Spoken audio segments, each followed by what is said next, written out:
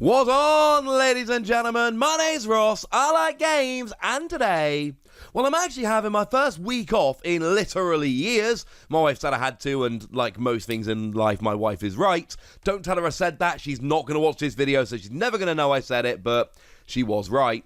So I figured this was a good time to update the Marvel Champions release schedule, because I cover all the new releases on this channel, I tell you everything as it's announced, but it can get a little bit confusing here and there. Things do get revealed, so it's nice to, every couple of months or so, just update the release schedule. And there have been a couple of announcements since we last did this, so this seems like a pretty convenient time to do so. Now, as it stands at the moment, we have just, in theory at least, and I know not every place is the same, and if you're not somewhere that has, I'm really sorry, but we should have just seen the release of Venom. That is Agent Venom as a hero, not Venom as a villain scenario pack, although I am very, very much hoping that in the not too distant future, we will see Venom as a scenario pack, as a villain. That would make me very, very happy indeed. So that one should be in your rotation at this stage. That one should be out and you should be playing with it. Fingers crossed, eh? So what's next? What is the next proper release? Well, Venom was your July release, and ladies and gentlemen, we've got a doozy of a release for August. Clear a bit of time, get a couple of evenings free, because the Mad Titan Shadow is coming. And frankly, the Mad Titan Shadow looks awesome. Absolutely awesome. Now, it is very important to note this is a big box expansion, and because it is a big box expansion, it means that you're getting a lot more than you usually would. You're getting 5 new scenarios and 2 new heroes, which incidentally is exactly what we would generally expect from a big box expansion. This is the third, I believe, big box expansion for Marvel Champions, and it's one that is absolutely worth getting excited about.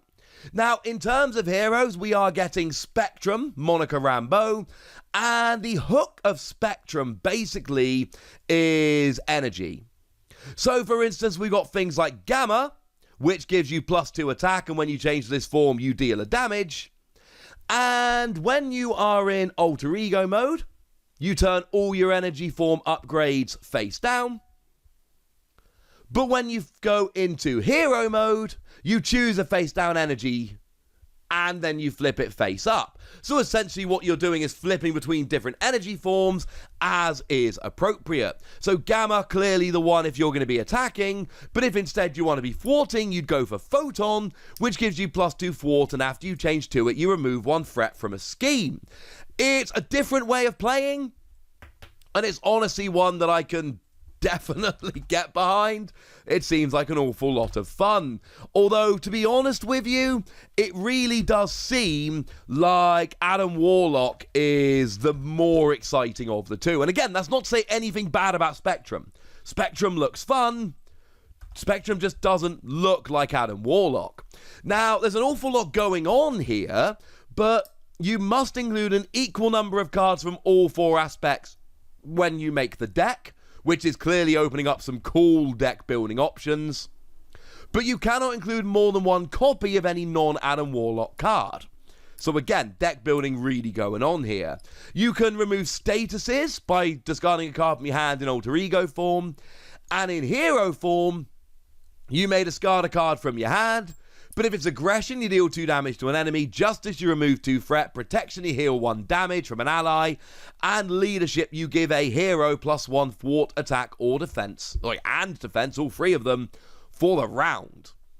There is a lot going on. For me, I am super excited about Soul World, because after your deck runs out of cards, you place a soul counter there. Now, after your deck runs out of cards, you take an encounter card. It's not ideal, but you do have an alter ego action that lets you exhaust Soul World, remove a soul counter from it, and completely heal. So what you're essentially doing is swapping an encounter card for a full heal at some point in the future. That seems kind of borderline broken, but in a really good way. I am very, very excited. Now, as well as all of those, we are getting a bunch of scenarios. Now, we know it's featuring the Black Order. We've not actually had full confirmation as to exactly who the villains are in each scenario. Now, we know there is going to be a scenario which is built around the Ebony Maw, who's got a bunch of powerful spell cards, which seems kind of good, honestly, for him, not for you. And we know that the second scenario is featuring Proxima Midnight and Corvus Glaive as a duo. First time we've actually seen, for a little while at least, not since the Wrecking Crew came around, multiple villains in one scenario. Although, like we've seen before, it is very, very much a case of you are fighting one at a time. You're not actually fighting both of them at once. That would be, well, it would be a little bit good, quite frankly. And you are defending Avengers Tower, and it frankly sounds like an awful lot of fun. Then, of course, and we kind of knew this one, right? It's got Thanos. And Thanos, it's Thanos, right? Who doesn't want to face that villain? I certainly do. Because it's got Stalwart, can't be stunned or confused, and after the Infinity Stone deck runs out, you give Thanos a face-down boost card. Oh yeah, there are Infinity Stones. Yep.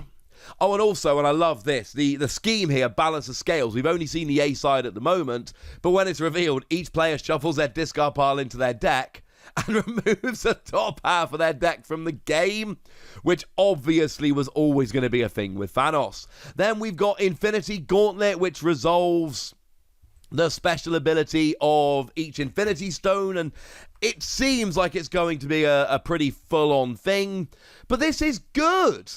We should want this, ladies and gentlemen. The Mind Stone, as an example, you are confused, but if you are already confused, you discard a card at random from your hand, and then place this in the discard pile. So there's going to be an awful lot of things to try and balance at once with Thanos, but that should be the case, right? Thanos should be quite difficult. So that's the next big box expansion which is coming, and to be clear, that was the super quick version. I've done proper full videos about all of these reveals that gives you a lot more information, so go and check them out if you wish in the description.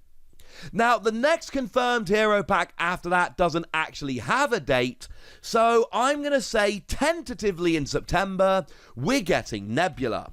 And I say tentatively because we've not actually been told. We don't actually know. We've had the reveal for Nebula, but we weren't actually given a release month. We always used to in the past be given a release month. That was not the case with Nebula. I am sorry. But Nebula is built all around technique upgrades. So in Alter Ego mode, when you play a technique upgrade, you draw 2 cards. In hero mode, there is a forced response that at the beginning of your turn, you resolve the special ability on each technique upgrade you control, and then discard them all. So essentially, and if we take an example, we could look at something like evasive maneuvering. While you're in hero form, you ignore the guard keyword, the patrol keyword, and the crisis icon, and the special skill is to stun or confuse an enemy. So clearly, it's great. It's got a passive skill in hero form, and it's got a really nice special skill, but you don't get the passive skill when you're in Alter Ego mode. But in hero mode, you resolve the technique, assuming you are hero at the beginning of the turn, of course. If you're Alter Ego and flip, you're fine. But if you're hero at the beginning of the turn, you resolve that special skill, which is good, and then lose it. So there's going to be a real decision here about exactly how and when you flick from Alter Ego to hero form, and that sounds extremely exciting to me. You're going to have some big turns with great passive skills, and then these great special abilities, but then you're going to lose them all, so that's something you really need to bear in mind. Also, just like we saw with the Gamora hero pack, where Nebula was the ally and nemesis minion, or signature ally and nemesis minion, that is the case here. Gamora is the signature ally and the nemesis minion, which is awesome. I love, and I talk in glowing, effusive praise all the time about Marvel Champions. And incidentally, I'm not going to stop doing this until the designers stop giving us such great cards, and I don't see that coming anytime soon. But it's just little things like doing that for the Gamora and Nemesis hero packs, which just show an attention to detail to the source material that makes me extremely happy. I am assuming a September release for that. That is not confirmed. And then the last reveal we've had is we've seen War Machine. Now again, we don't have a release month for War Machine. It has not been confirmed. I think it is fair to assume October. Remember, with a few exceptions here and there, and a lot of them were due to the damn panic, we have been seeing a one release per month cadence here. So it would make sense to keep doing that. So I'm not saying Nebula will be September, War Machine will be October, but I am saying that it is pretty gosh darn likely that that's the way they're going to go. We'll have to wait and see how it works out. But if we take a look at War Machine here, it's all built around ammo counters. So in hero mode, when you switch to it, you place 5 ammo counters on War Machine. But if you flick to alter ego mode, you lose all of the ammo counters. Though you do have a great action that lets you shuffle a War Machine card from your discard pile into your deck, which is clearly great. You've got Munitions Bunker, which lets you, in alter ego, put 2 ammo counters on it. And then in hero mode, move all the ones over that you've accumulated, which is clearly awesome. And then you've got things like Shoulder Cannon, deal a damage to an enemy, exhaust it, but you can then remove an ammo counter to reload or, make it active again. But then you've got ridiculous things like Scorched Earth that removes 3 ammo counters to deal 3 damage to each enemy in play, or Full Auto that removes 4 ammo counters to deal 8 damage with Overkill, or Targeted Strike that removes 1 ammo counter to remove 3 threat from a scheme. Didn't want you to think it was all just doing damage here. And War Machine sounds fun. And it's worth pointing out, War Machine comes leadership out of the box and does actually include Iron Man, Black Panther, and Captain Marvel, all of which are heroes from the core set, and I very much appreciate that. And I was going to end the video here, ladies and gentlemen, but would you believe it? I really thought I was safe with when I made this and when it was being posted. I really didn't think anything else was going to be revealed for Marvel Champions. I was wrong, ladies and gentlemen. I was wrong. Since I recorded this video, but before I uploaded it, the hood went and got revealed. Now, this is a scenario pack we were expecting, but this is still extremely cool. Now, the hood is actually kind of complicated because it's a villain and the stats are kind of bad, but it's got this special skill whereby you discard the top card of the encounter deck, and if it's not from the hood encounter set, i.e. if it's from one of the others, you deal it to yourself as a face-down encounter card. And we have got plenty of cards out there like Established Dominance, which will end up activating this. And there's a bunch of cards in there. But also, the main scheme says that you start the game with 7 encounter sets just set off to the side, in addition to the 2 that are just in there normally. And, 2A comes along and says, when it's revealed, you choose 1 set-aside modular encounter set at random, and then shuffle it into the encounter deck, placing an acceleration token on the main scheme. And bearing in mind this foul play ability will be emptying out the villain deck more quickly, leading to more acceleration tokens. So you've got extra encounter cards, you've got more acceleration tokens, you've got extra encounter sets which are being added halfway through the game. This looks cool. Not to mention a bunch of cool looking minions throughout all these encounter sets, including the return of the Wrecking Crew, and you've got one here that looks very special. I am aware that this will probably not slip in seamlessly into the video, so I'm being honest and telling you I added this after the fact, because I really thought it was too early for another reveal.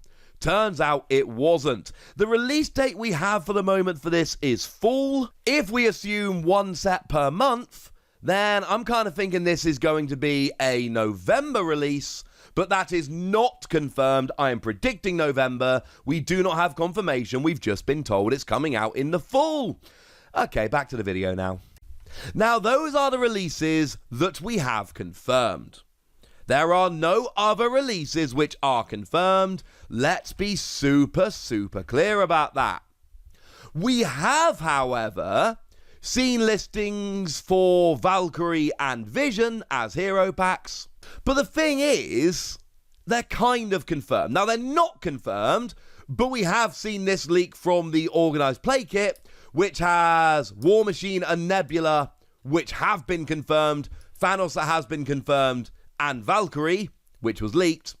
And also that leak did include War Machine and Nebula, who have since been confirmed, and the Mad Titan Shadow. Basically, all the upcoming releases that I've shown you in this video were featured in that leak. So I think at this stage it's fair to assume that that leak was absolutely real, and it was on a Hong Kong Asmodee site, so it wasn't English, but it was an official Asmodee site. And I think at this stage it's fair to assume that that was just real. So expect those to be the next packs coming. They are not confirmed. They have not been revealed. We do not have release dates. But it is, I think, fair to assume they will be the next 3. And there we go, ladies and gentlemen. That is what's going on with Marvel Champions. And I'm going to be honest with you, I'm a little bit hyped. I'm a little bit excited. And I would like all of these now so I can go and play with them, because that would make me a very happy boy. But for now, I want to hear from you guys. I want to know which of these you're excited for and which ones you're going to be rushing out to buy on release date. So let me know in the comment section, would ya? Go nuts! Be nice! And then make sure you like this video, subscribe to this channel, follow me on Twitter at TheWasi. That's where we talk Marvel Champions and a bunch of other card games. And please do consider checking out patreon.com/PTCGradio, where you can support the channel, get some bonus podcasts and all kinds of fun things. But by far the most important thing, as always, look after yourselves till next time, would ya? Thank you very much for watching. My name's Ross, and you've been watching Wasi Plays.